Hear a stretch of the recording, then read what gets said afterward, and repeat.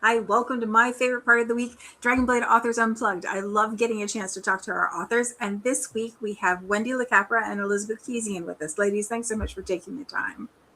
Thank you. So there are actually 4 releases this week, but we're going to go ahead and jump right in with Wendy's, and that's Luring His Lordship, and that's book 2 of the Willful Wainwrights. And I have to go, whoa, whoa, whoa, whoa, because the alliteration catches me every time. Can you tell us about I Duran went a little overboard in all the alliteration. Yeah. and why they're willful? Why they're willful.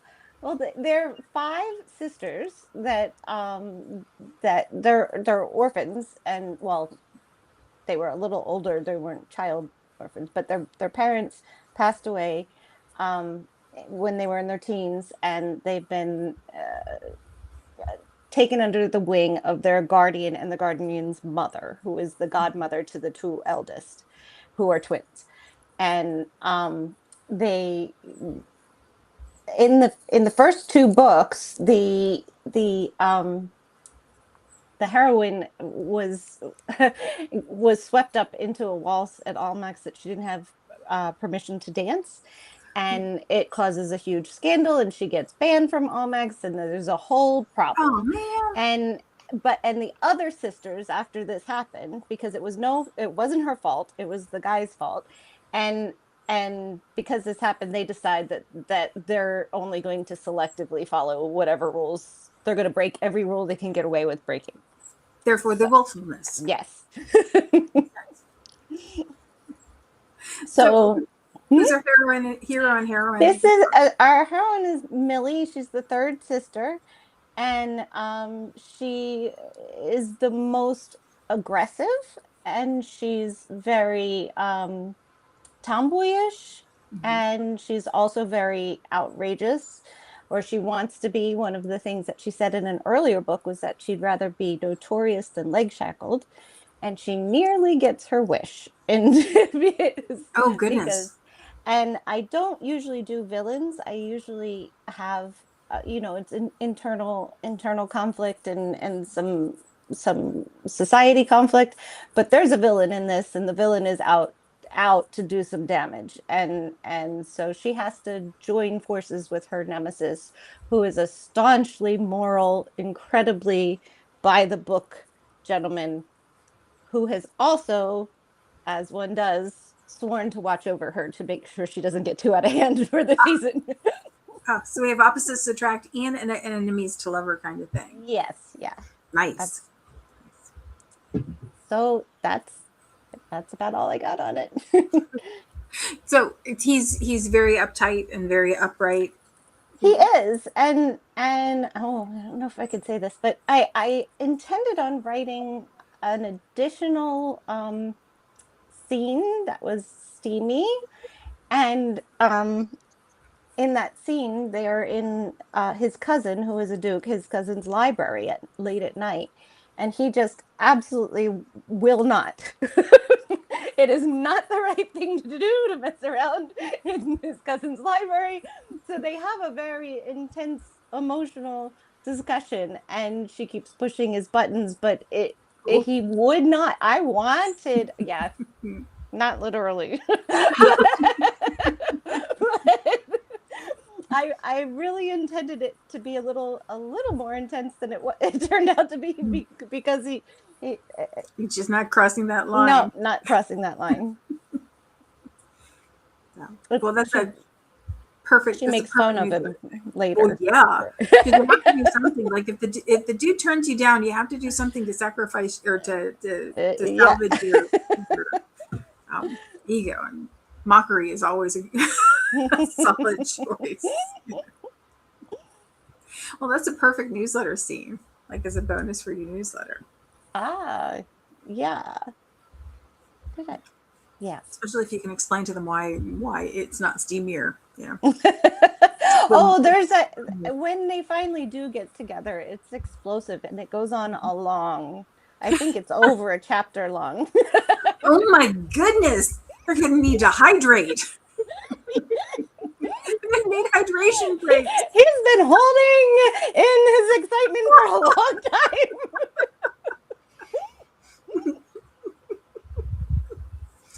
Well, those are the moments worth waiting for, I think. So awesome.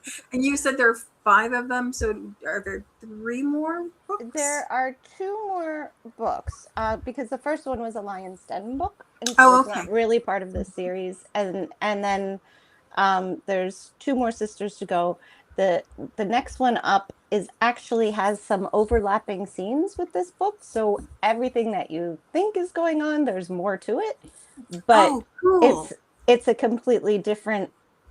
The hero and heroine are focused on a completely different aspect of the problem. So Yeah. yeah, I always wondered what it was like to write the same scene from a different POV. A couple of authors have it talked was about it. And that seems like very hard. Mhm. It was very, very challenging. Not the scenes itself, but just getting the story to sync up in a way that made sense. Yeah, and you have to keep track of where everybody is. You have to keep track of what the space is like, so you know who can see what from where, and it's a lot. Yeah, it was. Awesome, awesome. We'll look forward to the rest of those, and I'm glad we've got this one right now. I love it when a good man goes bad for a moment. But the next book that comes out this week is Elizabeth's book, and it's a Lion's Den book, and it's Lion on the Loose, which thank you so much for putting that in your name so that I can just read and I don't have to remember, because I try so hard, but it doesn't always. It doesn't always work. So can you tell us about this one? Yes, I'm actually very excited about this one because I'm using a character who has appeared in 2 previous books. Oh, he's the brother of the hero in The Lion and the Lamb, and in that book he's the sort of scapegrace younger brother who doesn't really know what he's supposed to be doing with his life. He spends most of his time gambling it and gambling his money away and asking his brother for loans, and he looks like he's never going to come to anything. In the second Lion's Den book, he appears again, and this time he's sort of cleaned himself up a bit and he's trying to improve his image, and he's trying to do the right thing to help his sister-in-law, who is also a bit of a scapegrace young lady. And you might think for a moment that the 2 of them will get together, but they don't. But he ends up being her protector, and he, in actual fact, he almost finds himself pointing a pistol at the hero of the second book, The Lion Rampant. Goodness. He gets elected and challenges him to a duel. But Mrs. Dove Lion, the matchmaker at the Lion's Den and the proprietress, as we all know, realizes that Roland, that's the hero, has he's got potential. His heart's in the right place. She can probably use him for a few little jobs. He's learned to hold his tongue. He's proved himself to be quite a good spy in the middle book, The Lion Rampant. So in this book, The Lion on the Loose, he really comes into his own. He's a reluctant hero. He gets thrown together with the heroine without realizing what his role towards her is supposed to be, because Mrs. Dove Lion plays her cards very close to her chest, and everybody is confused right until the end, and they don't know, what game she's playing at all or how she managed it. It's a bit magical and mysterious what she does. But when Roland is thrown together with the heroine, who has she's ruined her reputation by eloping with somebody, and her mother is trying to get her back home and separate her from the guy that she's eloped with. Nothing naughty's happened, but though Regency society, even just sort of being in a room with a man alone is considered coffee or tea is enough to get you in trouble. Absolutely. But basically she and Roland end up in a kind of forced proximity situation. Nice. Tied up in a second chances issue, and he saves her from attempted highway robbery. Oh, goodness. He's always ever so brave. I don't think he knew he had it in him. He actually, well, I won't tell you quite how they do it because I want people to read the book, don't we all? It's enough that we know that he's a brave hero. That's enough. Yeah. He really, proves his mettle. But he has a mission that he is on that he can't tell anybody about. He's doing something for Mrs. Dove-Lion, and it turns out what he has to do is to steal a necklace, or at least reclaim a necklace, a family heirloom that belongs to the heroine's mother. Oh. But he can't tell the heroine this, and he doesn't know that she is who she is. So there's quite a lot of misunderstanding during the course of the action, and I decided I like villains. I'm afraid I have to throw a villain in. If I get the chance, I will. I threw 2 into this one. Oh goodness! One is a leftover villain from the second book who needed sorting out, and the other is the heroine, Lissy's ex almost fiance, the guy that she was parted from in London, and he decides that he's going to blackmail her and try and get her back and get a bit of money out of her as well. And Roland, in the meantime, is being pursued by the person from the second Lion's Den book, because he basically ruined him. Roland ruined this guy. So two villains, and a hero and heroine, who are at daggers drawn for much of the time. But there is a very entertaining masked ball, I have to say, at which Roland turns up dressed as an executioner. Lord. I just thought it would be, it's an interesting costume to wear. And he's got a pretend axe with blood on it, but it's not real blood. And the 2 villains sneak in as well, because of course it's a masked ball and nobody's really looking. So it gets very tangled, but it's quite entertaining. There's a little bit of quite a lot of humour and slapstick almost in the almost final scene. But the people who've sort of reviewed it thus far, bless them, they say that there's a twist at the end, and I like that, because I hoped I'd done one. And it's always nice when readers get it and realise that you have done a twist. Yes. So I love Roland. He's great. Oh, awesome. And you mentioned Second Chance. Well, Second Chance is in that Lissy thought she was in love with the man that she eloped with. So it's her second chance, not with Roland. I don't think he's not really fallen for anybody before. But when he falls for Lissy, boy, does he fall hard. I like it when a hero falls hard. I like it when they fall first, and I like it when they fall hard. Awesome. Yeah, I can't remember how long the love scene is, Wendy, but I think it's sort of it's in a chapter with a little bit at the beginning and a little bit of something else at the end. It's not all mechanical. There's a lot of talking. Oh yeah, of course there is. Yes. I'm sure you say that now, but we write romances. Well, yes. And that's what we like to read too. Yeah. There's got to be a lot of heart in a romance. Yep. Awesome. Well, we had 2 other books that came out this week. Allison Chase had a book, and that's Honor Unbound, and it is book 3 in the Lady Mary Mystery series. And then Molly Thorpe had her debut, which is Much Ado Over a Duke. And it's book 1 in the Nichols Sisters. So I'm really looking forward to those. I'll make sure to pop the link. It's in the comments so you can get them along with the links to all the other books this week.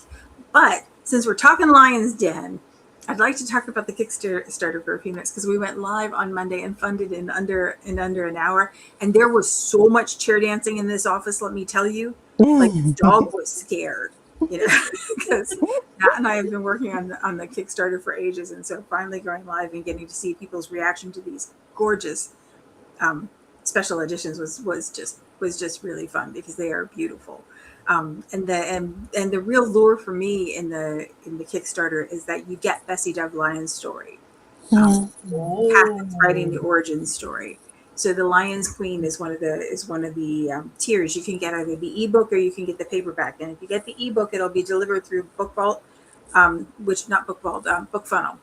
that you can send it right to your Kindle or your whatever e-reader you read on and read it the same way you would read anything else. But that if you want to know where Bessie came from and read her first love, you want to jump on the Kickstarter while it's live. So I'll make sure I pop the link in the comments to that, because I know both of you have written books. Wendy, have you written more than one? No, just one. Just one. Yeah. And I always love talking to people about their Lion's Den books, because it's like, because it's set in the world, you can read, you can just pop in and pop out and read wherever you want to. Favorite authors, favorite tropes, favorite everything. So I'll make sure I put that link in the comments so you can grab it if you haven't gotten it already, and you should definitely get it because you want Bessie's origin story. So awesome. So we talked a little bit ahead of time about Wendy and I talked a little bit ahead of time about how hot it is here and how hard it is to think. And I think there's something about summer too, because I know I don't know, Elizabeth, what it's like for you, whether everybody goes on vacation or they're gone the whole time, but I think there's like a different pace, and I wondered if there's a way you handle your writing schedule or your creative stuff over the summer. Is that different than it is during the rest of the year? Are there times of year that are better or worse for you for storytelling? Well, I certainly just keep on. I can't stop myself. And even when I say, right, I'm going to have a holiday and do something else, because I quite like doing art and crafts when I can. I then see another. Paintings are gorgeous. Thank you. Yeah, Thank you. no, I love seeing your paintings and drawings. They're gorgeous. If you don't follow Elizabeth, well, why don't you? First off, but you should do that and see when she posts her paintings and drawings. They're amazing. Yeah. But I just they keep appearing, these posts on the Dragonblade authors Facebook group saying the new anthologies are up for next year and this is the theme, and I think, oh, I should do that. And I keep signing up for these things, and then I find that holiday that I was going to have, this is not going to happen.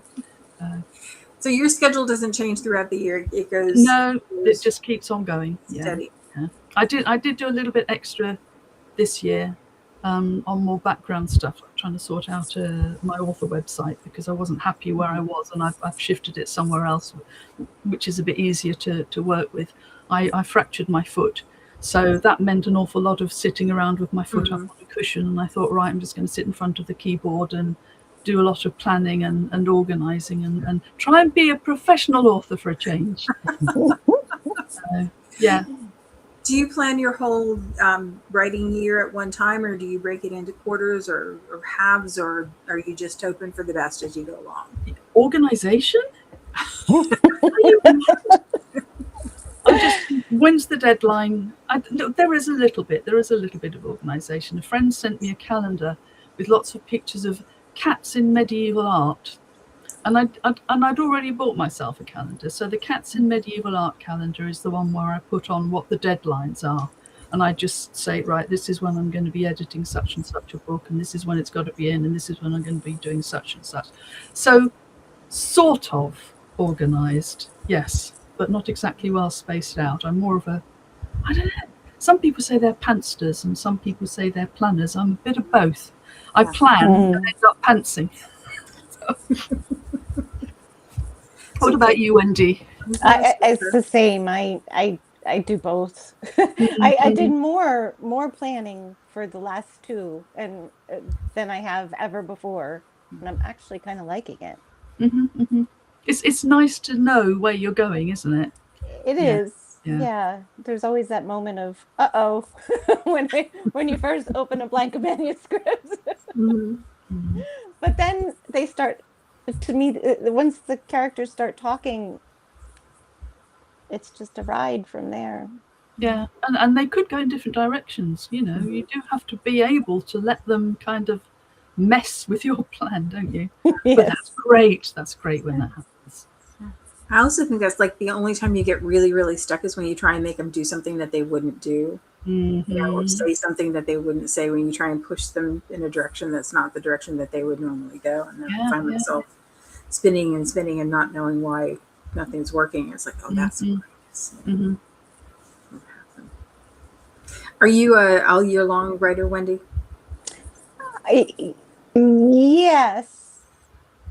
That sounds like a Yeah. qualified answer. Well, because I've never written for this series, I've never written this fast before, and I've had to change. And I'm actually very grateful that I asked for shorter deadlines because it has made me focus in a way I've never focused before. Mhm.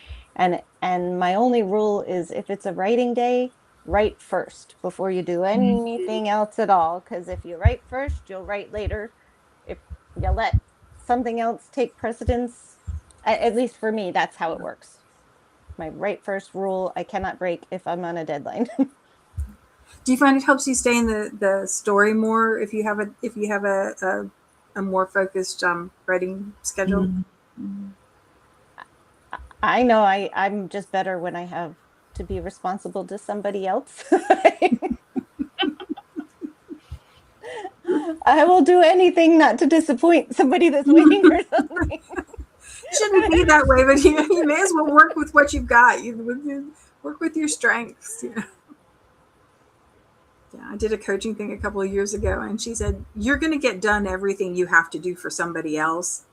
So do your stuff first, because if you don't, you're going to run out of steam before you get to the end. And if you do your stuff first, you will not allow yourself to disappoint somebody that you promised something to." Good Mm. advice. Yeah. Yeah, that's really helped me. I I think like as that. women, we have a tendency to do that too. These are the people Yeah. I have to take care of. Mm.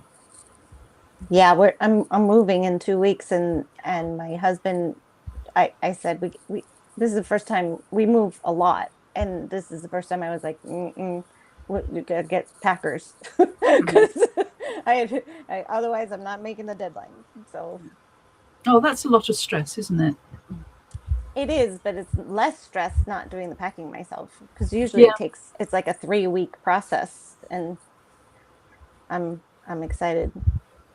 I'll probably be a little freaked out on the actual day, but Are you moving very far?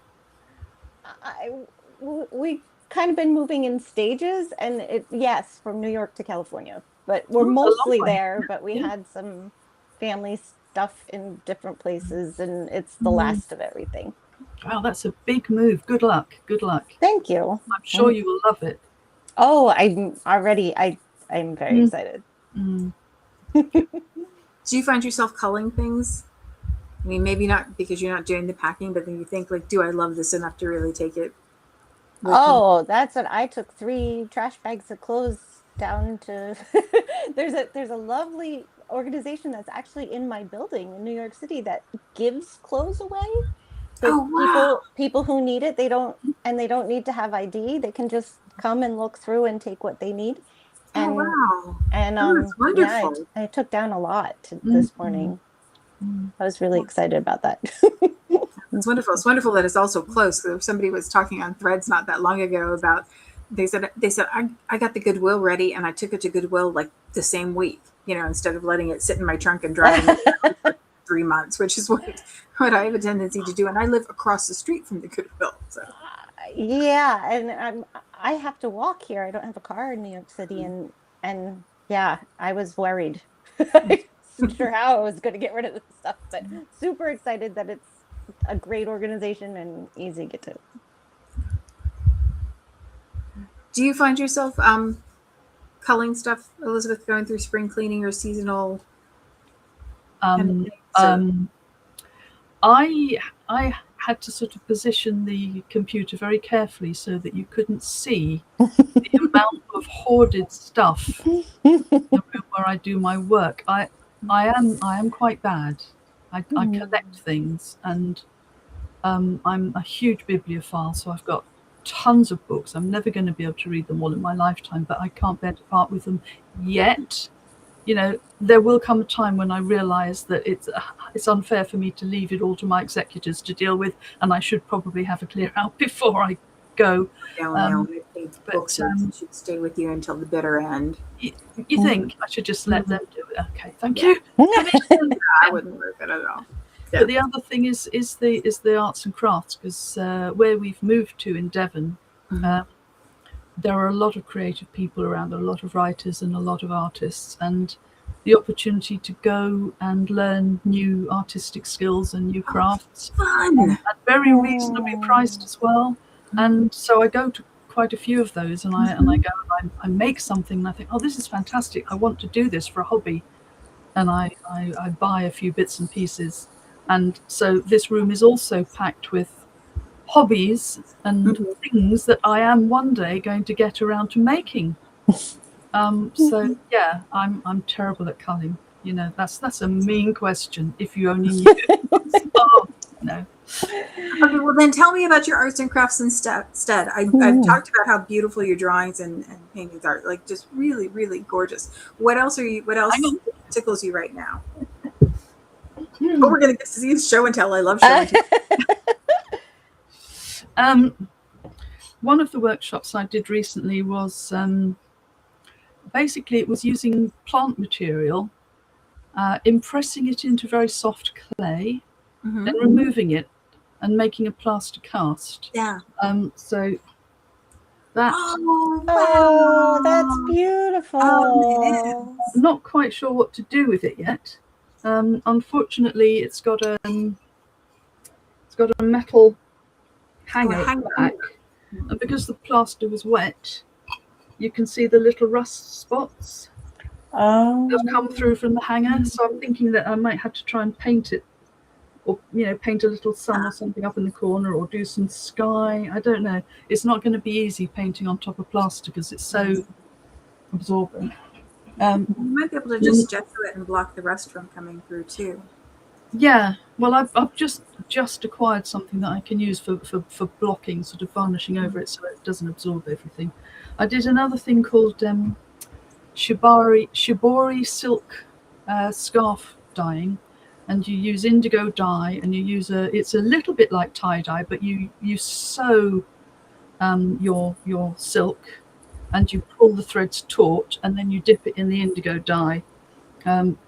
And you can sort of make pretty things. I want to do summer camp at Elizabeth's house. That is gorgeous. It totally is, yes, yeah. But my God, was that smelly. My partner said I was not allowed to do it again. No. Because indigo is a natural dye, and you have to sort of leave the indigo bath to sit for a while. And yeah, so there's a couple of things that I just happen to have to hand because I have a very cluttered room, as I said. Yeah.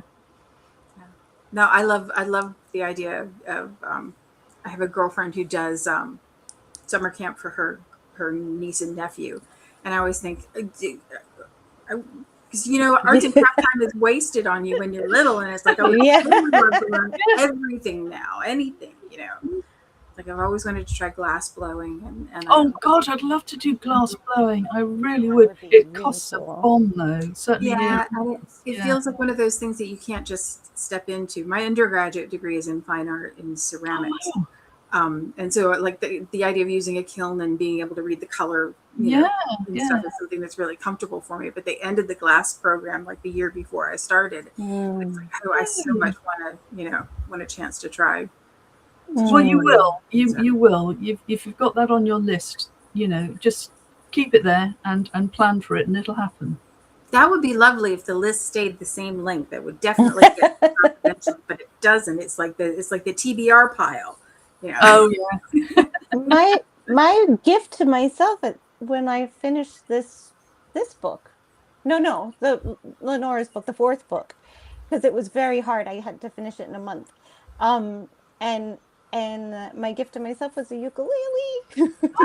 Oh, and for the last month, I've been taking classes, and awesome. That's so fun. It's fun. Yeah, do you sing as well? No, well, I did when I was little. Yeah. Well, I feel like that's something that you need to revisit. Yeah, you could accompany yourself on the ukulele. Yeah, brilliant.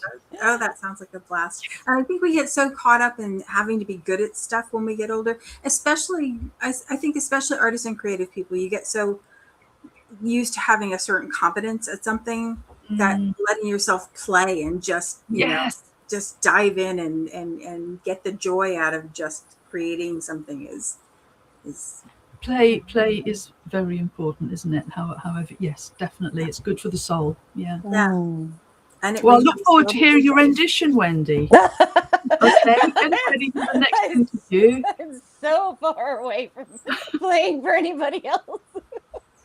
Yeah, and we're gonna do Wendy's gonna do the music part of summer camp, and then Elizabeth is gonna do the arts and crafts part of summer camp, and we're gonna all sign up, and it's gonna be great. And we're going to hire a glass blower as well to come. Yes, please. Oh, please. Del Sounds Chihuly. fantastic. So, all right. Ladies, it has been a delight talking to you. I really appreciate you taking the time. I'm going to pop the links to all the books in the comments so you can grab them if you haven't gotten them already. I did want to mention that Elizabeth's series, and I forget the series name, the last book is Lord of the Manor, and that just went through ACX review. So, Elizabeth, can you tell me the series? Trysts and Treachery. Tryst and Treachery. That's alliteration again. Your the favorite. bros thing. but I can say the T sounds. Like I name my kids vowel sounds, and then you end up going thing. So Tryst and Treachery is easier. But if you are an audiobook listener, WM Parcel did a beautiful job with these books. And so if you're an audiobook listener and you would like to listen to one of Elizabeth's Tryst and Treachery books, just pop the book you would like to listen to in the comments, and I will reach out to you individually and make sure you can get an audio code. We'll do the first 10 people that respond. So Excellent. all right, ladies, thanks so much for taking the time. I really do appreciate it. Thank you. You're welcome. Bye.